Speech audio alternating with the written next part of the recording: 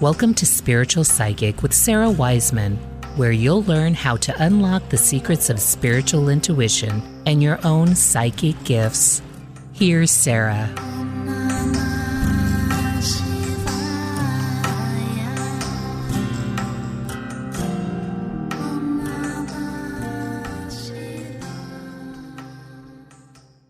Hey everybody, I'm Sarah Wiseman.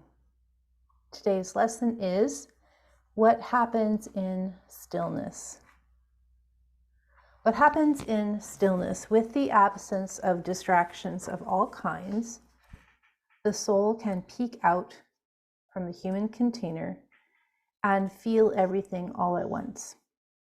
If you are busy with your mind full of memories and looping thoughts of how much you have left to do and how little time you have to do it, the universe will have a very hard time reaching you in this moment.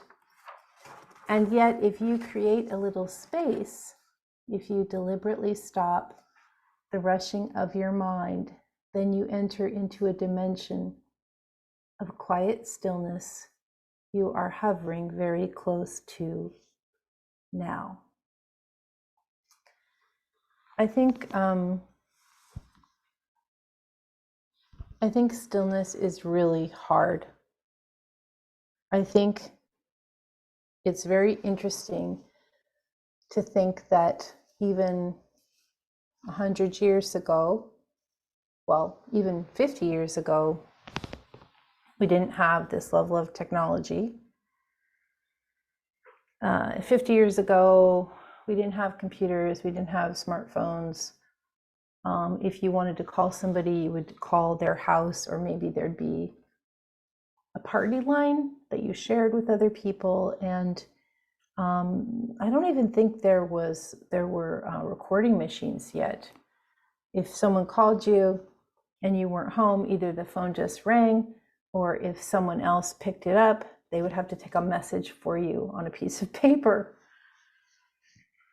and then put it like where on the refrigerator, I don't even know. But so 50 years ago, that's maybe 1 or 2 generations. This level of technology didn't exist. If you wanted to listen to music, you'd go put a record on or play music. If you wanted entertainment, you could have TV, or you could go to the movies, like you could get in your car and go to a movie theater, or you could read a book. And now we have, with our trusty, devices, our computers, we have all this onslaught of information coming in all the time. And it's incredibly interesting, right? Like, you no longer have to go to the library and get this giant stack of books to find what you're interested in. You can just scroll through and put it in and something will come up. So it gets very addictive to get all of this knowledge. It also gets very addictive to have all of this entertainment. If you want to know what's happening with the celebrities, like, well, one, you probably can't even miss that. Or if you want to know what's happening in sports, if that's your thing. So this onslaught of distraction comes in. And now let's talk about social media. If you're doing social media with your friends, all of that just coming in, feeding in. In old movies, they used to have the picture of the ticker tape, which was the stock market, and it would come in off a machine. It would just keep feeding out. And then when things went crazy, all of the paper would come out all at once, and everyone would be like, what's happening? The markets are going crazy, whatever. And that idea of this massive flow suddenly coming through. And yet that's happening on our device. Like, every time we turn it on, there's more. We can't even accommodate all of it. We certainly can't look at it all. We can't read it all. I'm not going to approach the part about how everything that comes into our phone is based on everything we looked at in the past, like all the cookies working all the time, or all the AI to bring us only what we want to see. So we never grow outside our viewpoint. So when we go into stillness, all of that stops.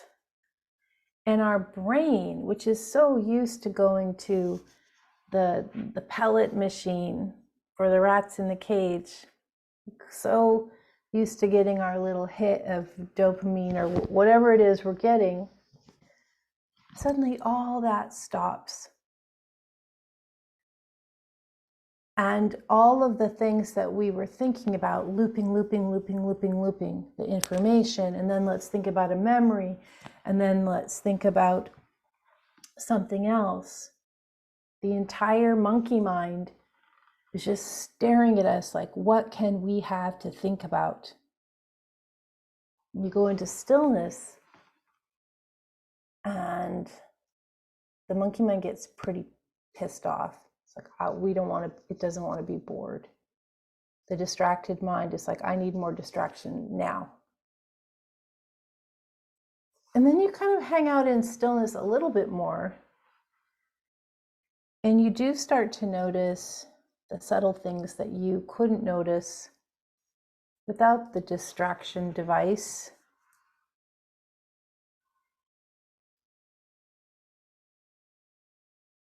And I want to say it's not just the devices. If you're very good at, say you like, I don't use devices, or I only call my friends on the phone or text my friends.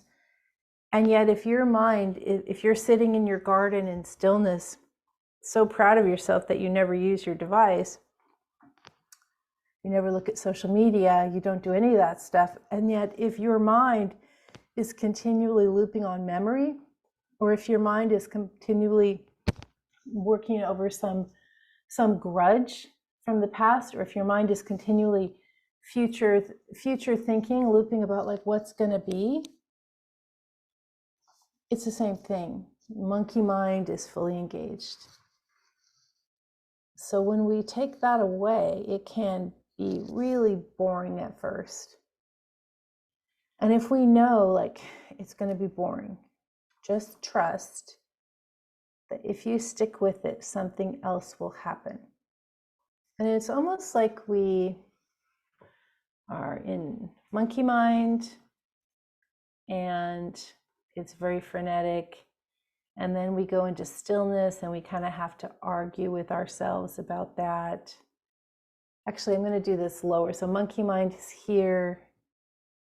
It's wild and crazy. We want more and more and more, the sort of addictive monkey mind. Then we go into stillness. It's very dull. We fight against it, but we just like go, okay, I'm just going to relax. And then we sort of finally morph into a different vibrational level, or a different dimensional level, or a different level of relaxation with the brain, where we kind of, instead of tightly fussing around with everything, we just open up. And sometimes when those of you who do different meditations where part of the process is we open the crown chakra, there's sometimes this ancient idea of like the lotus on top of your crown chakra, and the lotus opens up. And that might be an idea of this, we lift into the other dimension. I notice when I do meditation, there's this moment that I would call maybe transition, where we move from relaxed state into deeper relaxation. And then suddenly we just know we're in this gentle trance. We know we're in there because it would take some effort to come back out. So what we're looking at in stillness is to have that available to us whenever we want. So we could be in the midst of the most distracting thing, or we could be in the midst of the biggest memory rehash, or the biggest future forward thinking. And we can be able to just close our eyes and take a few breaths and go into that relaxed state. And just the thoughts like just sort of fall out of our head and we're just there.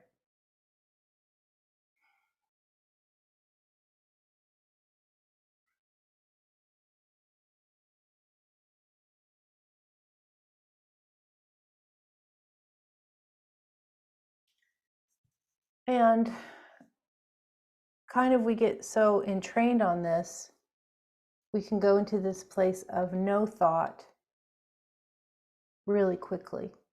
At first, maybe it's not so fast.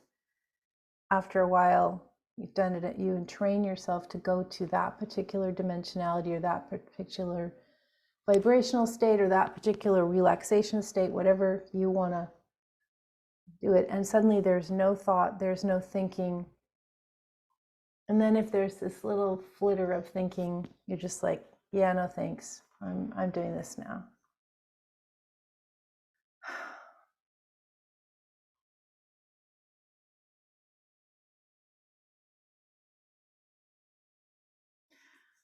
And it's really such a relief to have this available, right? Such a relief to be able to get out of the clamor of the world, which is somewhat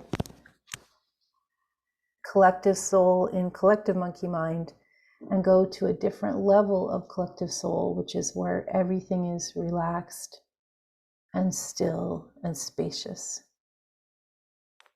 I invite you to just kind of practice, like if you've practiced a lot with me or done the various things that I work with, you'll already be kind of entrained.